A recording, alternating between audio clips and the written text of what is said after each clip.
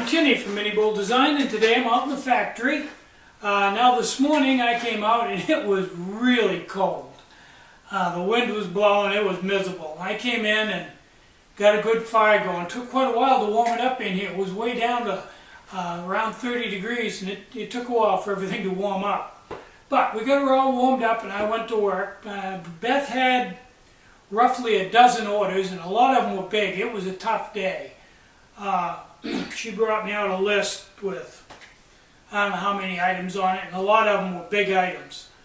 I didn't have to build a lot of stuff. Had to build some pot stands and some turbo tops. The rest of it was fairly straightforward. Oh, and a BIOS carry case. I had to build one of those. But anyway, we got through it. And then I built 23 BIOS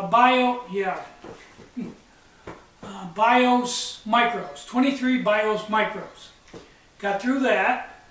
Today I received shipment of my Canteen cup and the pot stand base that's designed to burn military heat tabs, trioxane, or however you want to pronounce it. So, someone asked me to build a stove to work with this system, so that's what I'm going to dedicate the rest of this video to. So let me move the camera in and we'll do a show and tell. Okay, now I'm no expert because I was never in the military, so the only thing I've got to go by here right up front is what I ordered off the internet, so don't beat me up too bad if I'm wrong. I've got what supposedly is a Canteen cup, a standard issue. It's made out of steel. Got the handles. Now I don't know if this is the military version or not. It's supposed to be, but you know how that works.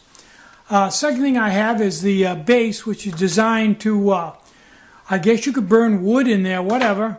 But I think it's designed for the trioxane heat tab, military heat tabs. I have had a lot of people tell me that they've tried different stoves, soda can stoves and wick stoves, and none of them seem to work very well in the Canteen cup because the stoves just aren't built right for a Canteen cup. Okay, so I bought this and went to work trying all my stoves in it. And they're right, none of my stoves work well with this cup. None of them. Not even custom built ones like this. So, rather than just giving up, I decided to do a little measuring. So let me move the camera back and tell you what I found.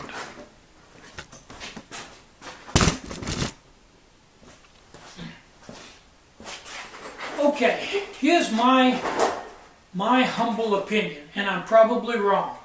But my thought on this whole thing is, since nobody's alcohol stove works well with this, I'm thinking it's not the stoves. I'm thinking it's this. So I did some testing, and with my very best design, I could only get water to just lightly boil in this, using this base.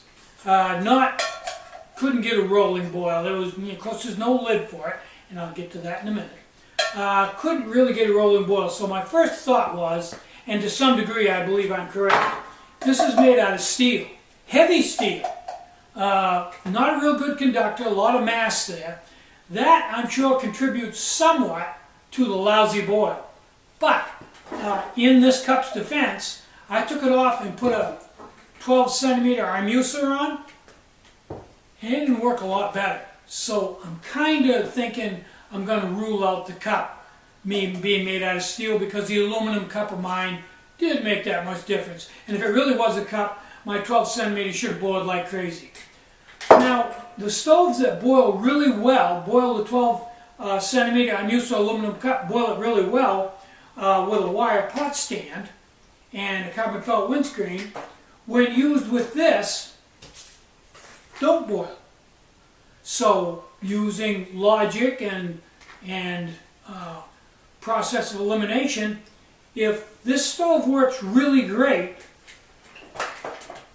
with this pot stand and a 12 centimeter pot, and when I change out nothing except the pot stand, same stove, same cup, and it doesn't boil very great, way I was taught, that means the problem is right here. Okay, so we've narrowed it down pretty much to this right here. This is the problem. If you take the canteen, military canteen cup, and use this type of a pot stand, works great. The only thing that this really has going for it is that it stows right on the cup so it doesn't take up any space. And I can understand that. I can also very easily respect anybody who sat in a foxhole or in a bunker somewhere for 3 or 4 or 5 or 8 years and cooked their dinner with one of these.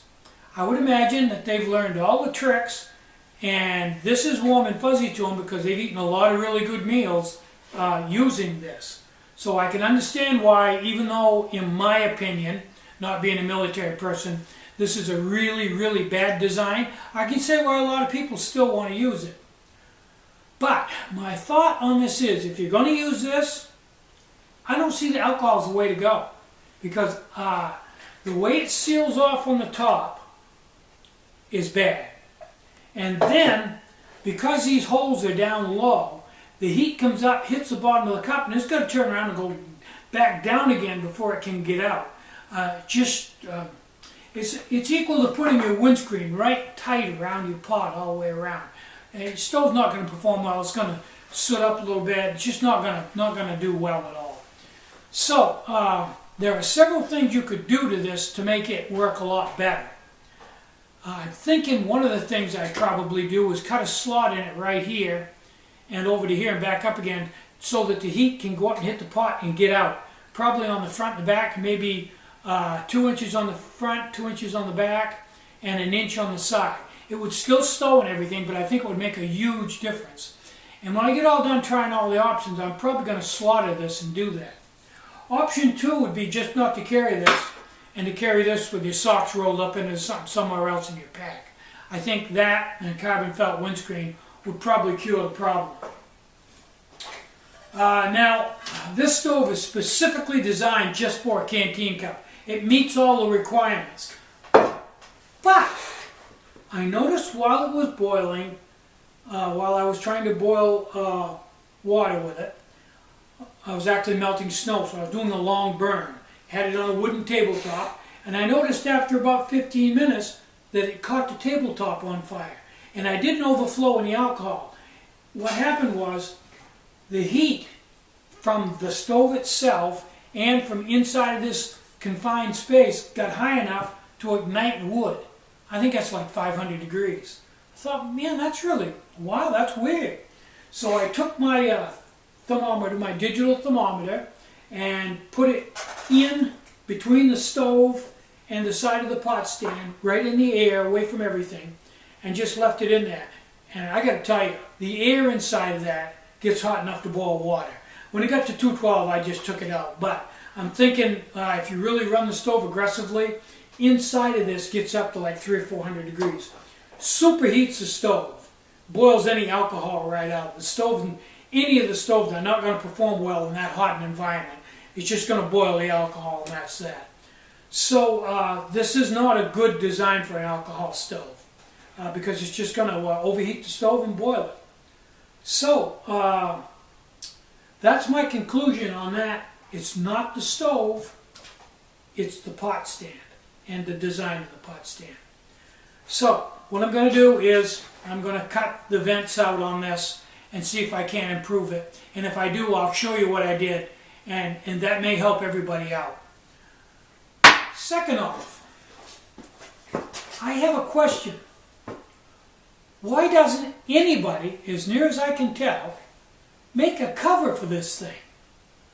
I couldn't find anywhere where somebody makes a kidney-shaped cover that fits this. Yes, it's an odd shape, and you can't just bang it out on my lathe. You obviously are going to need some sophisticated technology to make a cup, make a lid that shape. I could do it if I put a faceplate in my rotary table and measured this radius and went into the center and then mounted a plate in there just that from that point out to the edge and then cut to here then remounted it for this new radius and cut there, and then back to the small radius, and then I'd have to remount it backwards to get this radius. I could do that. I'm not talented enough, and my equipment isn't good enough to do that.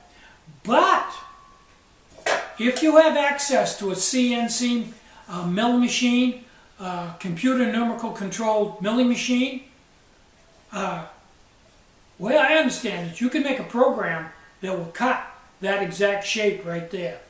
Put a 5 or 10 degree bevel on it, make the inside die on the inside diameter, make the outside die just this diameter, put a 10 degree on it so it'll allow for different size cups, because I'm sure they're not all the same.